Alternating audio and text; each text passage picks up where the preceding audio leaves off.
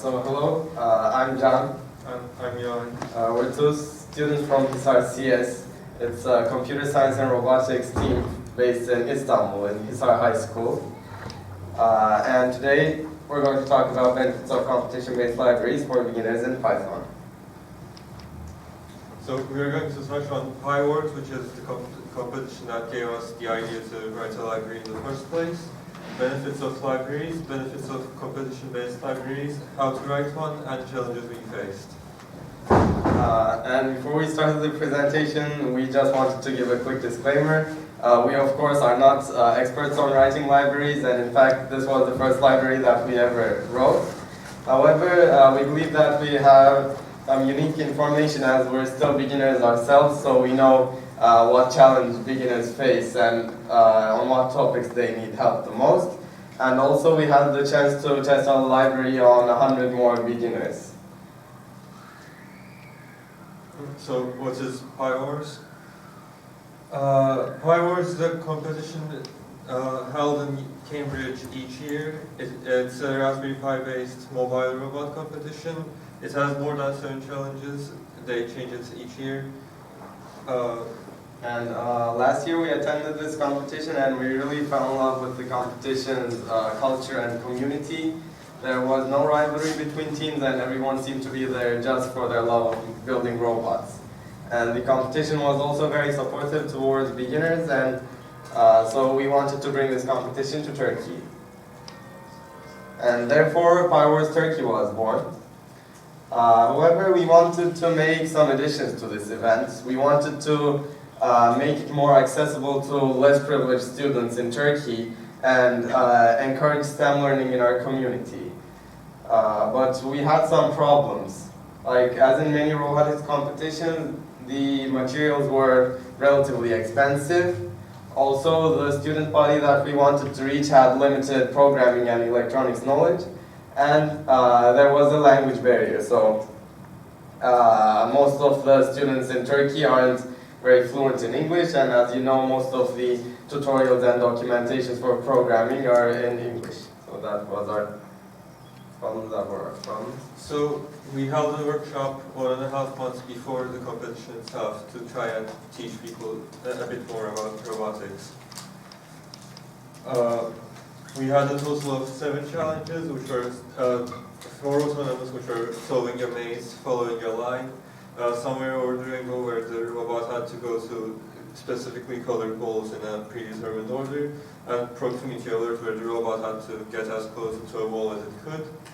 And for the remote control challenges we had obstacle course, Python where 2 robots tried to pop each other's balloons, and duck shoot where the robot tried to shoot wooden ducks.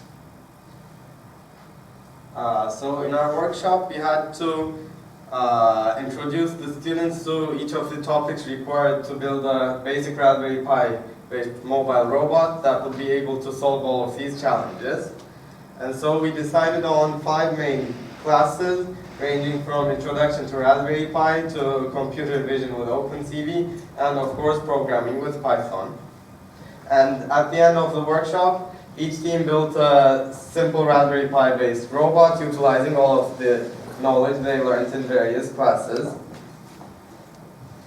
So this was the final workshop robot, and as you can see, it's pretty simple. It has an ultrasonic sensor moved around by a servo and a Pi camera for the autonomous challenges.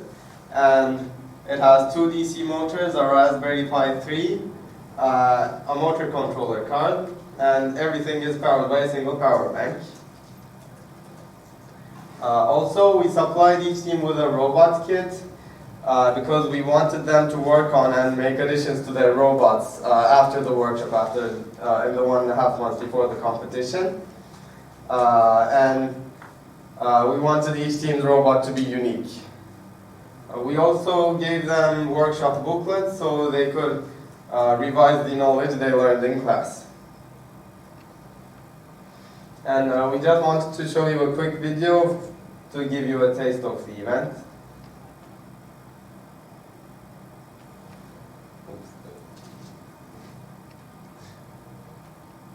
Okay.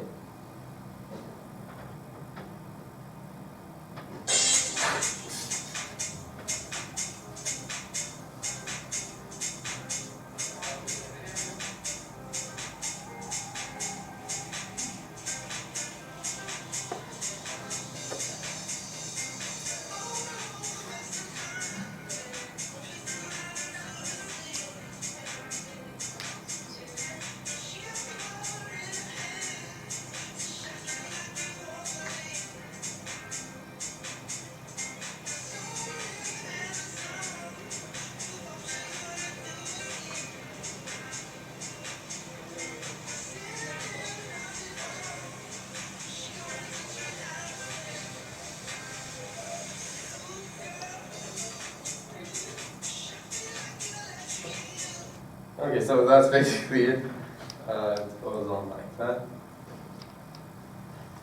So obviously we only had 2 days to teach about 100 students with little to no prior knowledge in programming or building a robot. So we decided to give them a library to help them complete the relatively difficult tasks they were challenged with. This was also our first library, as we mentioned before, so it was a learning opportunity for us as well.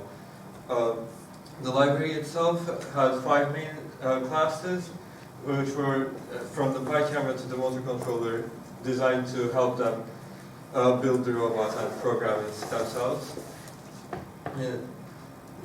Yeah, that's basically it. And you can also check it out from the QR codes and the links here, Yeah. if you want to.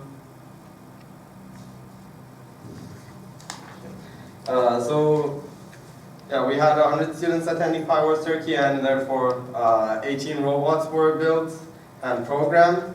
And at the end of the competition, we analyzed each of the team's code, and we believe that we got some valuable information as how our library affected their programming learning process.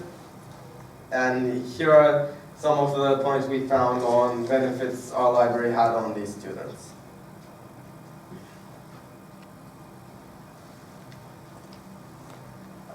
So our first point is copy-paste, and many teams just copy and pasted code from the internet while working on their robot, and this is of course not a bad thing. However, it can lead to some bad consequences. So first of all, large code chunks cover their whole document, and the worst part is they don't understand what's going on in this huge code chunk. So this makes their code incredibly hard to understand, digest, and debug, especially for beginners. And a library, on the other hand, condenses this whole code chunk into a single method. They still don't understand how that method works, but it makes their code more easy to read and debug. So, yeah, that's it.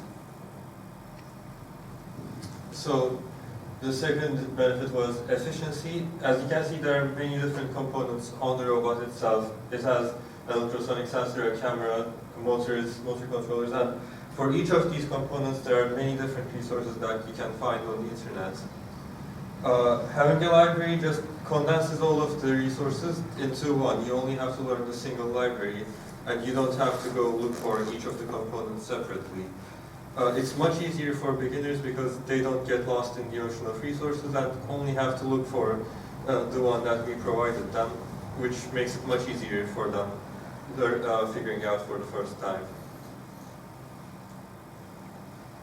And so our third point is motivation, and we believe that motivation is one of the most important things in a beginner's programming journey, because for most people their first contact with programming is probably what makes them love or completely hate programming. And as you know, coding sometimes can be pretty frustrating with small errors popping out of everywhere, and this is especially true for beginners. So a library basically minimizes the amount of errors they get and makes this whole process much smoother for them. Also, a library does the optimization process for them, so they don't have to waste time with this, and they can reach short-term success, which motivates them to work on other projects. Basically, by not focusing on small errors and optimization, they're able to see the bigger picture. Our talk's name wasn't benefits of libraries, but the benefits of competition-based libraries, as you know. So let's talk about how competitions affected their learning. Our first point is fit problem. So let's assume that you're trying to write a robotics library for beginners. And the first problem that you would encounter is that you wouldn't know what robot that person is going to use or what specific components they're going to use. So you would either have to write different methods for the most popular components on the internet, or you would just have to select a random one that you're comfortable with and hope that that person is going to use the same components. A competition is unique in that the robot's functions and components are already set. And this was especially true in our competition because we supply the robot kits. And so therefore, basically, we could write specific methods for specific functions of specific components because everything was already set. And competitions also affect motivation, and motivation, as we've talked, is very important for us. First of all, a beginner most of the time doesn't know where to begin. So like which tutorial to finish first or which project to tackle. And a competition gives a certain motive for them to focus all of their attention to. Also, it supplies a certain time limits and a prize at the end, so they're basically forced to work as hard as they can in this certain time. So we hope that the benefits are clear to you now, and we want to talk about how to write one. But I don't mean like how to actually write a library with Python, but more about the semantics. So, for example, good names are obviously very important, especially for beginners, because a beginner can't understand what the method does if you explain it to them like you would anybody else. So if you can see there's a function that says motors.convert controller data to motor data. It's a very long but concise function name. And our attendees during the workshop complained to us saying that most of the functions named like that were too difficult to type and it took too long. But during the workshop they came up to us and thanked us for making such understandable function names, which we think was important as well. So you also have to document it well, because again, documentation is different for beginners than it is for experts. You can't assume they know how to do simple things that, from experience. Most documentations overlook installation sometimes. A beginner doesn't know how to install a library, they haven't done it before. And we actually saw that as well. A team decided to use a library different from ours, and we saw that they just copy-pasted the entire library into their script and tried to use it that way. So that's important. And you obviously have to document the methods and the classes as well. What it does, when you use it, and how it works are the three things that we think are most important here.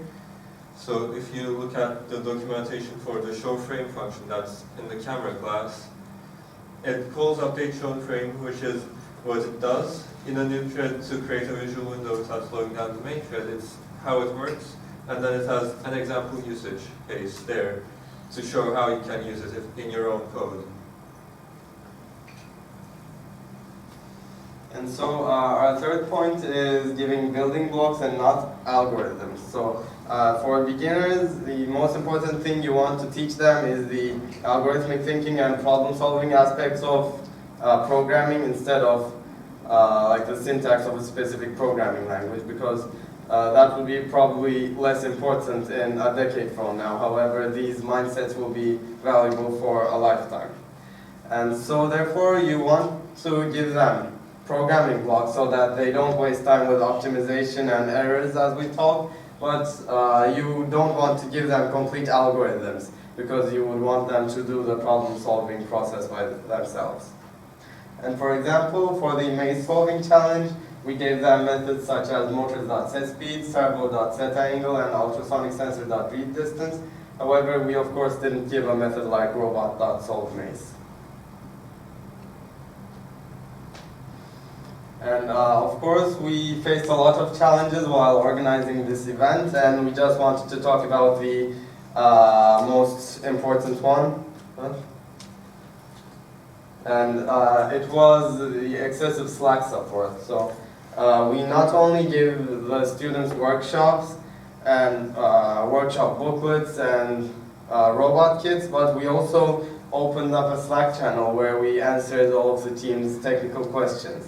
And this quickly led to every team asking for help in every small error that they encountered. And this basically prevented them from learning, researching, and learning on their own, which are crucial skills not for just a programmer, but everybody. And in PiWars 2020, we will be sure to limit the help that we supply over Slack. So overall, we came to the conclusion that libraries help beginners improve their Python skills a lot, and having a library to support them as well as a competition to motivate them together help them learn and improve much more than if they were just trying to learn on their own. And if we can write a library that did this, I'm pretty sure people here can write a much better library than us. Yeah. And you can contact us from these links, and thank you for listening.